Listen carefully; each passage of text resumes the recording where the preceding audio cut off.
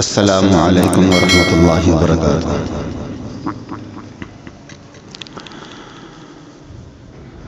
الحمد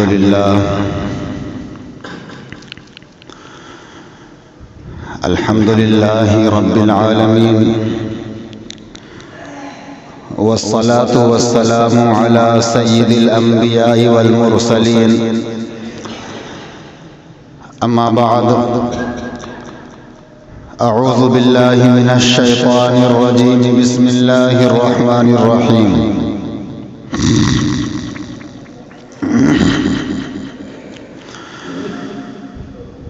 یا ایہا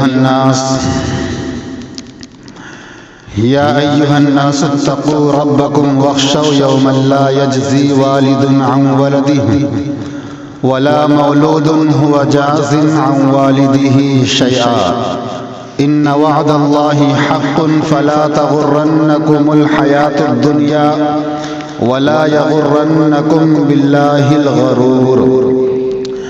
وقال اللہ تبارک وتعالی فی مقام آخر: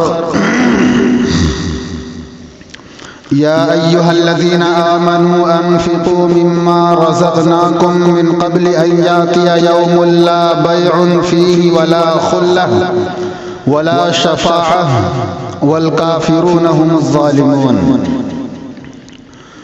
صدق اللہ مولانا العظیم وصدق رسولہ النبی الکریم۔ محترم مصلیان کرام اور عزیز ساتھیوں،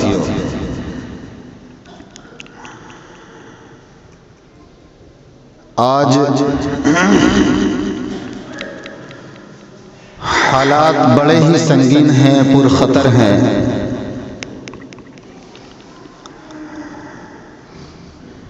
ماحول ہر طرف کا پریشان کن ہے، اور دن بدن یہ حالات بد سے بدتر ہوتے ہی چلے جا رہے ہیں۔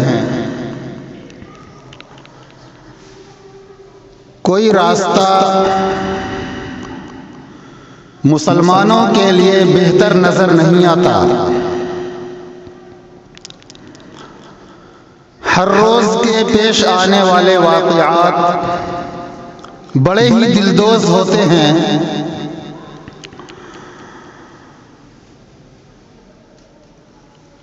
مسلمانوں کی تعداد دن بدن بڑھتی ہی جا رہی ہے، لیکن اس کے باوجود ہر وقت پریشان مسلمان ہے۔ ایک وقت تھا جب مسلمانوں کی تھوڑی سی تعداد غیروں کی ہزاروں اور لاکھوں کی فوج پر بھی غالب آ جایا کرتی تھی۔ قرآن کی آیات میں اگر غور کیا جائے، اس کی وجہ معلوم کی جائے کہ ایک وقت تھا جب مسلمانوں کی تھوڑی سی تعداد کا وہ مقابلہ نہیں کر سکتے تھے، اور آج مسلمانوں کی تعداد بے شمار ہے، بڑھتی ہی جا رہی ہے، لیکن اس کے باوجود پھر بھی یہ مسلمان ہی ہر وقت دبے ہوئے ہیں۔ وجہ اس کی کیا ہے؟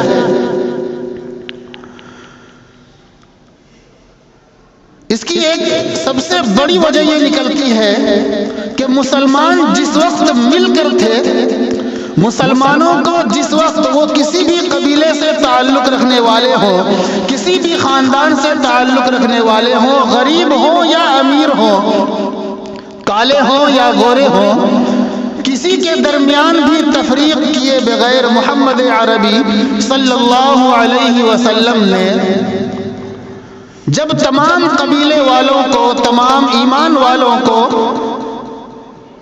اسلام کے تئیں آنے والوں کو، لا الہ الا اللہ کے کلمہ پڑھنے والوں کو جب بھائی بنا دیا، اعلان کر دیا انما المؤمنون اخوہ، سب کے سب مسلمان آپس میں بھائی بھائی ہیں، اس اعلان کے بعد مسلمانوں کو آپس میں بھائی بنا لینے کے بعد اسلام جس ترقی سے پھیلتا چلا گیا، تاریخ اس بات پر شاہد ہے کہ اس وقت جب اسلام بڑھتا چلا گیا، مسلمانوں کی تعداد بڑھتی چلی گئی، اصل وجہ یہ تھی کہ وہ سب آپس میں ایک تھے، ملے ہوئے تھے، ان کے درمیان اختلاف نہیں تھا۔ اللہ نے یہ فرما دیا وَلَا تَنَازَعُوا فَتَفْشَلُوا وَتَذْهَبَ رِيحُكُمْ وَاصْبِرُوا إِنَّ اللَّهَ مَعَ الصَّابِرِينَ۔ اللہ کا حکم ہے کہ آپس میں اختلاف نہ کرو، آپس میں جھگڑا نہ کرو، مل جل کر رہو۔ وَلَا تَنَازَعُوا فَتَفْشَلُوا وَتَذْهَبَ رِيحُكُمْ۔ اس کا نقصان کیا ہوگا جب ہم آپس میں مل جل کر نہیں رہیں گے، اختلاف کریں گے؟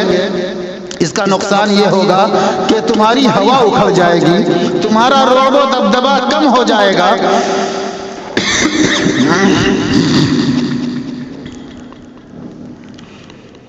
اور پھر یہ دشمن قوم تم پر حاوی ہو جائے گی۔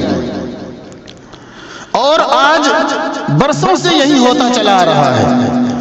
صدیق اکبر کا زمانہ دیکھیں، حضرت عمر کا زمانہ دیکھیں، حضرت عثمان کا، حضرت علی کا، حضرت امیر معاویہ کا، اسی طرح سے دیگر صحابہ کرام کا، تابعین کا، تبع تابعین کا، اکابرین کا، اور شہنشاہوں کا، بادشاہوں کا زمانہ جب ہم دیکھتے ہیں، تاریخ کا مطالعہ کرتے ہیں، پڑھتے ہیں کتابوں سے، تو یہ پتہ چلتا ہے کہ ان میں اختلاف نہیں تھا، اتفاق تھا۔ اسی وجہ سے وہ آگے ہی بڑھتے جا رہے تھے۔ کسی کی ہمت نہیں ہوتی تھی کہ وہ مسلمانوں سے نظر ملا لے، مقابلہ کر لے، یا مسلمانوں کی مسجد پر کوئی حملہ بول دے، یا مسلمانوں کے قرآن کو یا دین کو برسر عام آ کر مٹانے کی کوشش کرے، اور مسلمانوں کی طرف سے کوئی جوابی حملہ نہ ہو، کوئی دفاعی حملہ نہ ہو۔ لیکن جب سے مسلمانوں میں آپسی اختلاف ہو گیا، دنیا کی محبت دل کے اندر پیوست ہونے لگی، آخرت کو بھولنے لگے، اللہ سے رشتہ کمزور ہونے لگا، حضور صلی اللہ علیہ وسلم سے تعلق ختم ہو گیا، ٹوٹ گیا، حضور کی محبت دل کے اندر نہیں رہی، قرآن کی محبت سینے کے اندر نہیں رہی، تب سے مسلمان ذلیل و خوار ہونے لگ گیا۔ اصل وجہ یہی ہے مسلمانوں کے آج بھی ذلیل و خوار ہونے کی، مسلمانوں کی بے عزت و بے آبرو ہونے کی، مسلمانوں کے عزتوں کے لٹنے کی اصل وجہ، قرآن و حدیث کے بند ہونے کی اصل وجہ، مسلمانوں کے پوری دنیا کے اندر رسوا ہونے کی اصل وجہ صرف یہی ہے کہ آپسی اختلاف بہت ہے ہمارے درمیان۔ جب تک ہمارے درمیان اختلاف نہیں تھا، ہم آگے ہی چلتے جا رہے تھے۔ یہ میں نہیں کہہ رہا ہوں، یہ قرآن اٹھا کر آپ دیکھیں، تاریخ اٹھا کر دیکھیں، صحابہ کرام کی زندگی اٹھا کر دیکھیں۔ علماء ہند کا شاندار ماضی کے نام سے ایک کتاب ہے، اردو کے اندر کتاب ہے، بہت ہی آسان لفظوں میں کتاب لکھی گئی ہے۔ اگر یقین نہیں ہوتا تو اس کتاب کا مطالعہ کریں کہ ہندوستان کے اندر بھی مسلمانوں کی، عالم کی، علماء کی کیا شان رہی ہے، انہوں نے کس طرح سے باطل کا مقابلہ کیا ہے۔ لیکن افسوس آج ہمارے ایک گھر کا شاید ہی کوئی گھر ایسا مل جائے جس کے اندر کوئی اختلاف نہ ہو، سب مل جل کر محبت سے رہ رہا ہو۔ غیر رشتہ دار تو کیا، اپنے بھائیوں میں اختلاف ہے۔ عجیب زندگی مسلمان جی رہے ہیں۔ اب کہتے ہیں کہ حالات بد سے بدتر ہوتے چلے آ رہے ہیں، تمام دشمنان اسلام ایک ہوتے چلے جا رہے ہیں، مسلمانوں کا کیا ہوگا، مسلمانوں کا کیا ہوگا؟ مسلمان اپنے اعمال درست کر لیں، اپنے اخلاق درست کر لیں، اپنا رشتہ اللہ سے مضبوط کر لیں، مسلمان ہی کامیاب رہیں گے۔ اپنے ایمان کو مضبوط کر لیں، مسلمان ہی کامیاب رہیں گے۔ یہ کوئی مذاق کی بات نہیں ہے۔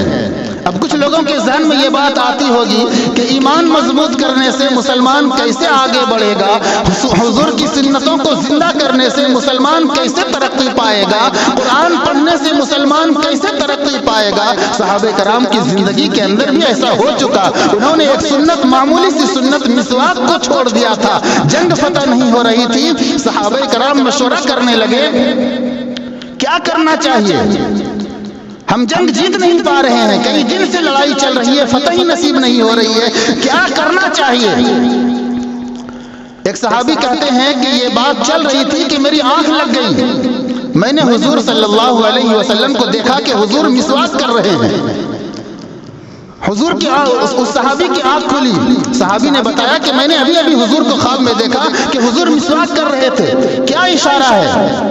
صحابہ کرام نے کہا کہ واقعی ہم سے یہ سنت چھوٹ گئی ہے، مسواک والی سنت ہم سے چھوٹ گئی ہے۔ جب انہوں نے تمام صحابیوں نے اعلان کر دیا کہ مسواک کیا جائے، جب مسواک کرنے لگے تو یہودیوں نے اپنے قلعے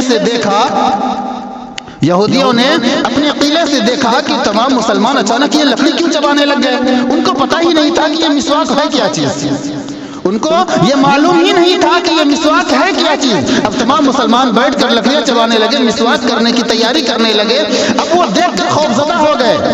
یہودی کے جو بادشاہ تھے، سردار تھے، اس نے کہا کہ یہ مسلمان کیا کر رہے ہیں؟ کہا کہ وہ بیوقوف اپنی دانت تیز کر رہے ہیں۔ اب تک تو وہ ہتھیار سے، تیروں سے، تلوار سے حملہ کرتے تھے، اب وہ اپنی دانت تیز کر رہے ہیں، کہیں ایسا نہ ہو کہ ہم سب کو کچا چبا ڈالیں۔ اتنا رعب ان پر آیا کہ وہ خود بخود جنگ ہار گئے۔ پورا واقعہ بیان کرنے کا وقت نہیں ہے، تو میرے بھائی ایک سنت کی وجہ سے جب مسلمان لڑائی فتح نہیں کر پا رہے تھے تو ہماری زندگی تو سنت سے ہی خالی ہے۔ ہماری زندگی کے اندر سکون کہاں سے آئے گا؟ آج اللہ کے احکام سے ہم کورے ہیں، ہم دور ہیں۔ ہماری زندگی کے اندر کچھ ٹوٹے پھوٹے احکام ہے اور وہ بھی ادا کر کے ہم اپنے اوپر فخر کرتے ہیں، غرور محسوس کرتے ہیں، تکبر کرتے ہیں۔ پتہ نہیں وہ نماز بھی ہماری اب قبول ہوتی ہے یا نہیں ہوتی ہے۔ رمضان میں ہم روزہ رکھتے ہیں، کچھ لوگ ہیں جو زکوٰۃ بھی ادا کر دیتے ہیں بطور نام۔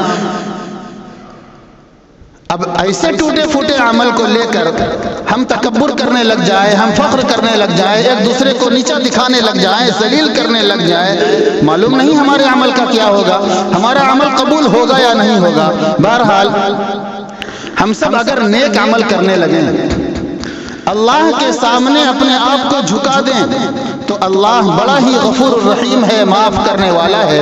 وہ ہماری خطاؤں کو، وہ ہمارے گناہوں کو معاف کر سکتا ہے، وہ ہمیں بخش سکتا ہے۔ آج ہم اپنے مالک کے دربار سے دور ہیں، اپنے مالک کے سامنے سر جھکانا نہیں چاہتے، اور ہم دنیا کے اندر مارے مارے پھرتے ہیں اور وہاں کامیابی تلاش کرتے ہیں۔ کامیابی تو اللہ نے اپنے آگے جھکنے میں رکھی ہے۔ ہم اللہ کے حوالے اپنے آپ کو کر دیں، ہم اللہ کے حوالے اپنے آپ کو کر دیں، اپنے سر کو زمین پر رگڑ کر کہیں سبحان ربی الاعلی، کہ میرا رب پاک ہے، بلند ہے، برتر ہے، بزرگ ہے۔ اللہ کی تعریف کریں ہم پیشانی کو زمین پر رکھ کر، وہ اللہ سننے والا ہے، جاننے والا ہے۔ جب ہم اللہ کے در سے دور ہوں گے، اللہ ایسے ہی ہمیں ذلیل کرے گا۔ ایک واقعہ لکھا ہے کتاب کے اندر کہ ایک اللہ پر ایمان رکھنے والا جنگل میں گیا، وہ عبادت کر رہا تھا۔ اللہ کی طرف سے یہ متعین کر دیا گیا تھا کہ روزانہ اس کے کھانے کا انتظام کر دیا جائے، کسی بھی طرح سے اس کو روزانہ کھانا کچھ نہ کچھ مل جاتا تھا، دوپہر میں، رات میں، کسی وقت بھی کھانا اس کو مل جاتا تھا، اور وہ جنگل میں بیٹھا بیٹھا اللہ کی عبادت کر رہا تھا۔ اتفاق ایسا ہوا کہ کچھ دن گزر جانے کے بعد اللہ رب العزت آزماتا بھی ہے انسان کو، اور آزمائش کے لیے ہی اس دنیا کے اندر بھیجا ہے۔ اب وہ شخص عبادت کر رہا تھا، کھانا صبح کا نہیں آیا، کہا کہ چلو کوئی بات نہیں، ہو سکتا ہے اگلے وقت میں کھانا مل جائے۔ اللہ کی عبادت کرنے میں پھر وہ مشغول ہو گیا، جنگل کے اندر ہے، تسبیح پڑھتا ہے، اللہ اللہ کرتا ہے، نماز بھی پڑھتا ہے، جو اس کو آتا ہے وہ کرتا ہے۔ رات کا بھی کھانا نہیں ملا، وہ بھوک سے بیچارہ پریشان ہو گیا۔ اب جنگل میں وہ کب تک عبادت کرتا رہتا؟ وہ اللہ کے دربار کو چھوڑ دیا، جو انہوں نے اپنا مصلی بنایا تھا، نماز پڑھنے کی جگہ بنایا تھا، اس گھر کو چھوڑ دیا، اور وہاں سے وہ نیچے اترا۔ سوچا کہ چلتے ہیں آبادی میں، کچھ کھانا پینا کسی سے مانگ لیں گے، پھر آ کر کے اللہ کے دربار میں سجدہ ریز ہو جائیں گے، پھر اللہ کی عبادت کرنے لگ جائیں گے۔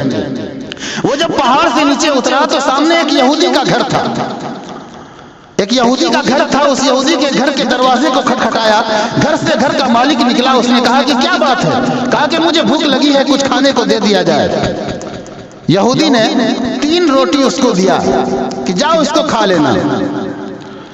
وہ شخص جب آگے بڑھا تو اس یہودی کے گھر میں ایک کتا بندھا ہوا تھا، کتا اس کے پیچھے لگ گیا، وہ جھپٹا مارنے لگا، اس کو کاٹنے کے لیے دوڑنے لگا۔ اس پادری نے، اس شخص نے سوچا، اس عبادت کرنے والے نے، اس عابد نے سوچا کہ شاید کتے کو بھوک لگی ہے، ایک روٹی اس کو پھینک کر دے دیا۔ وہ کتا کھانے لگا اور یہ وہاں سے آگے چل دیا۔ کچھ دور چلنے کے بعد جب کتے کی روٹی ختم ہو گئی، پھر وہ اس کے پیچھے جھپٹا، پھر وہ آواز لگانے لگا، چلانے لگا، شور مچانے لگا۔ اس نے سمجھا کہ یہ تو بڑا نالائق کتا ہے، 3 روٹی بڑی مشکل سے مجھے ملی تھی، میں نے 1 روٹی اس کو کھلا ہی دیا، پھر بھی یہ میرے پیچھے پڑا ہوا ہے۔ اس شخص نے 1 اور روٹی اس کو دے دیا۔ پھر روٹی کھانے کے بعد کتا پھر سے اس کے پیچھے پڑا، تیسری روٹی بھی اس کو دے دیا، پھر کتا بھونکنے لگا۔ تیسری روٹی کھانے کے بعد بھی وہ کتا اس کے پیچھے ہی پڑا رہا۔ اب وہ عابد بیچارہ مجبور ہو کر اپنی جان بچانے کے لیے کچھ دور چلا، بھاگا، لیکن وہ کہاں تک بھاگتا؟ کتا اس کا پیچھا کر رہا، وہ چھوڑ ہی نہیں رہا۔ اس عابد نے کہا کہ تو کیسا کتا ہے، کیسا جانور ہے تو؟ اس کو آواز لگا کر کہا تو کیسا جانور ہے؟ تیرے مالک نے 3 روٹی مجھے دیا تھا، جب سے یہ روٹی میرے ہاتھ میں آئی ہے تو میرے پیچھے لگ گیا ہے۔ میں نے 3 روٹی تمہیں دے دیا، تو نے کھا بھی لیا، پھر بھی تو میرے پیچھے پڑا ہوا ہے۔ اللہ کے حکم سے کتے کو بولنے کی صلاحیت دی گئی، بولنے کی طاقت دی گئی۔ کتے نے آواز لگا کر کہا، وہ عابد شخص، بیوقوف میں نہیں ہوں اور ذلیل جانور میں نہیں ہوں، ذلیل تو تم ہو۔ تم اللہ کی عبادت پہاڑ پر کر رہے تھے، اللہ کو یاد کر رہے تھے، اللہ تمہارے کھانے کا بھی انتظام کر رہا تھا، اللہ تمہارے کھانے کا بھی انتظام کر رہا تھا۔ جب تمہیں 2 وقت کھانا نصیب نہیں ہوا تو تم اپنے مالک کا در چھوڑ کر کے یہاں یہودی کے گھر مانگنے کے لیے آ گئے۔ یہ یہودی میرا مالک ہے اور انہوں نے 2 دن سے مجھے کھانا نہیں دیا تھا، آج یہ 3را دن ہے، 3 دن ہو گیا، تب بھی میں اپنے مالک کا گھر چھوڑ کر نہیں بھاگا ہوں۔ اور تمہیں 1 دن اللہ نے کھانا نہیں دیا تو تم مالک کا گھر چھوڑ کر، اپنے اللہ کا گھر چھوڑ کر وہاں سے نیچے یہودی کے گھر مانگنے کے لیے آ گئے۔ میں ذلیل نہیں ہوں، ذلیل تو تم ہو۔ وہ عابد رونے لگا، چلانے لگا، پھر اللہ کے سامنے گیا، عاجزی کیا، توبہ کیا۔ تو میرے بھائی، اللہ رب العزت جو ہے بندے کو آزماتا ہے، کبھی مشکل سے، کبھی کھانے پینے کے اندر تنگی کر کے، کبھی رزق کے اندر تنگی کر کے، کبھی صحت کے اندر کمی کر کے، بیماری دے کر کے، طرح طرح سے پریشانیاں دے کر آزماتا ہے کہ دیکھے میرا بندہ کہاں جاتا ہے، کس کے پاس جاتا ہے، میرا در چھوڑتا ہے یا نہیں چھوڑتا ہے۔ جو بندہ اللہ کا در چھوڑ دیتا ہے، اللہ کا دامن چھوڑ دیتا ہے، اللہ کے سامنے سجدہ کرنا بند کر دیتا ہے، کہتا ہے کہ میری زندگی میں کچھ فائدہ ہی نہیں نماز کا، میں شروع سے نماز پڑھ رہا ہوں، آج تک کوئی نعمت ہی نہیں ملی۔ سب سے بڑی نعمت تو یہی ملی کہ تو زندہ ہے، تجھے اللہ نے صحت و عافیت کے ساتھ رکھا ہے، تجھے ننگا نہیں رکھا، تجھے کپڑا پہنا رہا ہے، تجھے عزت کے ساتھ دنیا میں رکھا ہے، تجھے رہنے کے لیے گھر دیا ہے، پینے کے لیے ٹھنڈا پانی دیا ہے۔ اب کیا چاہیے انسانوں کو؟ اللہ کی خدمت کرنے کے لیے، اللہ کی اطاعت کرنے کے لیے، اللہ کی بندگی کرنے کے لیے۔ انسان دراصل لالچی ہے، حریص ہے، اس وجہ سے انسان کا پیٹ کبھی نہیں بھرتا۔ حضور صلی اللہ علیہ وسلم نے فرمایا کہ انسان کا پیٹ 2 ہی چیزیں بھر سکتی ہیں، 2 انسان کا پیٹ کبھی نہیں بھرتا، ایک دنیا کا لالچی اور ایک علم کا لالچی۔ ایک علم کا لالچی، ایک دنیا کا لالچی۔ جو دنیا کا لالچی ہوتا ہے اس کے پیٹ کو تو قبر کی مٹی ہی بھر سکتی ہے، اس کے پیٹ کو تو قبر کی مٹی ہی بھر سکتی ہے۔ اللہ رب العزت کا شکر ادا کرنا چاہیے انسان کو، جس وقت جو نعمت میسر ہو جائے اس پر اللہ کا شکر ادا کرنا چاہیے۔ جو شخص ناشکری کرتا ہے، اللہ رب العزت کے در سے ہٹ جاتا ہے، اللہ اسے پوری دنیا میں ذلیل کرتا ہے، اور جو انسان اللہ کے سامنے سر نہیں جھکاتا، اللہ اسے پوری دنیا میں سر جھکواتا ہے۔ ایک واقعہ ہے حضرت موسیٰ علیہ السلام کے زمانے کا۔ ایک شخص کو اللہ نے بڑی نعمتیں دے رکھی تھی، بڑی نعمتیں دے رکھی تھی، کسی چیز کی کمی نہیں زندگی کے اندر، ہر طرح کا سکھ ہے، ہر طرح کی نعمت، ہر طرح کے عیش و آرام کی چیزیں ہیں۔ انہوں نے اللہ کے نبی حضرت موسیٰ علیہ السلام کو دیکھا اور کہا کہ آپ تو اللہ سے بات کرنے جا رہے ہیں طور پر، ایک کام میرا کر دیجئے گا۔ موسیٰ نے کہا کہ کیا کام کرنا ہے؟ تو شخص نے کہا کہ جا کے اللہ سے کہہ دیجئے گا کہ میرے اوپر جو نعمتیں اللہ دے رہے ہیں وہ اب دینا بند کر دیں۔ اللہ نے مجھے بہت ساری نعمتیں دے رکھی ہیں، اب مجھے اللہ کی نعمت کی مجھے ضرورت نہیں ہے، وہ نعمت مجھے بند کر دے، مجھے دینا بند کر دے۔ حضرت موسیٰ علیہ السلام نے کہا کہ بھائی نعمت تو بڑی اچھی چیز ہے، کیوں بند کروا رہے ہو؟ کہا کہ اللہ نے مجھے اتنا زیادہ دے دیا ہے کہ میں اسے استعمال ہی نہیں کر پا رہا ہوں۔ انہوں نے کہا کہ ٹھیک ہے، ہم جا رہے ہیں تو بند کروا دیں گے، بات کر لیں گے اللہ سے۔ اس کے بعد ایک شخص اور راستے میں ملا، وہ بالکل ننگا ہے، پھٹے حال ہے، گرد و غبار جسم پر پڑا ہوا ہے، پریشان حال ہے، کھانے کے لیے کچھ نہیں ہے، پہننے کے لیے کچھ نہیں ہے۔ کہتے ہیں کہ ریت میں اپنے جسم کو کمر تک چھپا کر بیٹھا ہوا تھا سڑک کے کنارے۔ حضرت موسیٰ علیہ السلام ادھر سے جا رہے تھے، انہوں نے کہا کہ آپ اللہ سے بات کرنے جا رہے ہیں، کبھی تو میرے لیے دعا کر دیجئے، میں اتنا پریشان حال ہوں، میرے پاس پہننے کے لیے لباس بھی نہیں ہے، مجھے بھی اللہ کچھ نعمت وغیرہ دے دیں۔ حضرت موسیٰ علیہ السلام نے کہا کہ ٹھیک ہے، تمہاری بات بھی میں پہنچا دوں گا اللہ تک۔ بات چیت کیے، جب ادھر سے واپس آ رہے تھے وہ شخص ملا، پہلا شخص، اس نے کہا کہ میں نے آپ سے کہا تھا کہ اللہ سے کہہ دیجئے گا کہ اللہ میرے اوپر نعمت بند کر دے، آپ نے اللہ سے کہا یا نہیں کہا؟ حضرت موسیٰ علیہ السلام نے کہا کہ ہاں میں نے کہہ دیا اللہ سے کہ نعمت بند کر دے، لیکن اللہ نے بھی ایک بات کہی کہ میرے اس بندے سے جا کر ایک بات کہہ دینا۔ اس شخص نے کہا کہ اللہ نے کیا کہنے کو کہا؟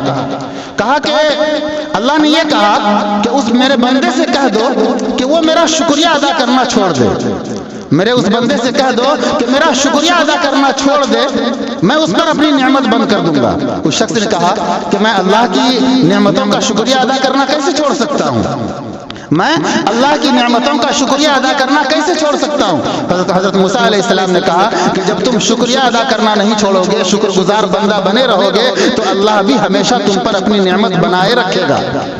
اب وہاں سے گزرے حضرت موسیٰ علیہ السلام، اب دوسرے والے شخص کے پاس آئے، کہا کہ بھائی کیا بات ہے؟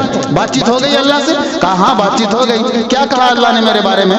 مجھے کچھ ملنے والا ہے یا نہیں ملنے والا ہے؟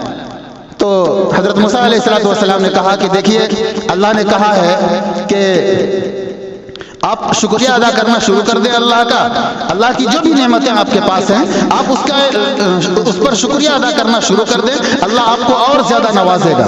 اس شخص نے کہا بھائی آپ دیکھ رہے ہو میں مٹی کے اندر اپنے جسم کو چھپائے ہوا ہوں، میرے پاس ایک لباس بھی نہیں ہے پہننے کے لیے، کھانے پینے کے لیے کچھ نہیں ہے، رہنے کے لیے گھر نہیں ہے، میں کیا شکریہ ادا کروں گا؟ میں شکریہ ادا نہیں کرتا۔ واقعہ لکھا ہے کہ تیز ہوا چلی اور جو ریت اپنے جسم پر وہ ڈالے ہوا تھا وہ ریت بھی وہاں سے ہو گئی، وہ پورا ننگا ہو گیا۔ تو اس واقعہ کو بتانے کا مقصد یہ ہے کہ جو بھی نعمت میسر ہو اس پر اللہ کا شکر ادا کرنا چاہیے، اللہ رب العزت اس نعمت کو اور بڑھا دیتا ہے۔ اگر وہ شخص اللہ کا شکریہ ادا کرتا تو ہو سکتا ہے وہ ریت میں اڑتی اور اس کی عزت چھپی رہتی۔ تو جو شخص اللہ کا نافرمان بنتا ہے، ناشکرا بندہ بنتا ہے، اللہ اسے پوری دنیا میں ذلیل کرتا ہے، اور جو اللہ کی اطاعت کرتا ہے، اللہ کا شکر گزار بندہ بنا رہتا ہے، اللہ اس کی نعمتوں میں اور اضافہ کرتا ہے۔ اسی کو اللہ نے فرمایا لئن شکرتم لازیدنکم، لئن شکرتم لازیدنکم، اگر تم میری نعمتوں پر شکریہ ادا کرتے رہو گے میں اور زیادہ تمہیں دیتا رہوں گا۔ اب بات یہ ہے کہ ہم کن نعمتوں پر شکریہ ادا کریں؟ وقت ختم ہو رہا ہے۔ بات یہ ہے کہ ہم کن نعمتوں پر شکریہ ادا کریں۔ اب ہر انسان یہ سوچتا ہوگا کہ ہم کس نعمت پر اللہ کا شکریہ ادا کریں۔ ہم جب رات میں سوتے ہیں، سونے کے لیے ہمیں بہترین بستر مل گیا، سر کے پاس تکیہ مل گیا، ساتھ میں بیوی بچے ہیں، محبت سے سو رہے ہیں، اس پر اللہ کا شکر ادا کریں۔ صبح اٹھے ہاتھ پیر سلامت ہے، آنکھ کی روشنی ابھی گئی نہیں ہے، بال سفید نہیں ہوئے، اللہ کا شکر ہے، اللہ کا شکریہ ادا کریں کہ تیرا شکر ہے اے اللہ کہ میری آنکھ کی روشنی آج بھی صحیح سلامت ہے، جس طرح کل تھی آج بھی صحیح سلامت ہے۔ اپنے ہاتھ پیر تو صحیح سلامت دیکھیں، یہ ہاتھ پیر، آنکھ کی روشنی، کان کے اندر سننے کی طاقت، دماغ کے اندر سوچنے سمجھنے کی طاقت، زبان کے اندر بولنے کی طاقت، کیا یہ کم بڑی نعمت ہے اللہ کی؟ کسی کی زبان بند ہو جائے، وہ گنگا ہو جائے، اللہ نے کرے کسی کے دل میں سوراخ ہو جائے، چھید ہو جائے، ان سے جا کے پوچھئے کہ کتنی بڑی نعمت ہے دل۔ خون نس کے اندر جام ہونا شروع ہو جائے، ان سے جا کر معلوم کیجئے کہ خون کی رفتار، خون کا دوران چلنا، جسم کے اندر، نس کے اندر چلنا، یہ کتنی بڑی نعمت ہے۔ ان ساری چیزوں کو جب ہم اپنے آس پاس دیکھیں تو ہم ان تمام چیزوں پر اللہ کا شکر ادا کریں۔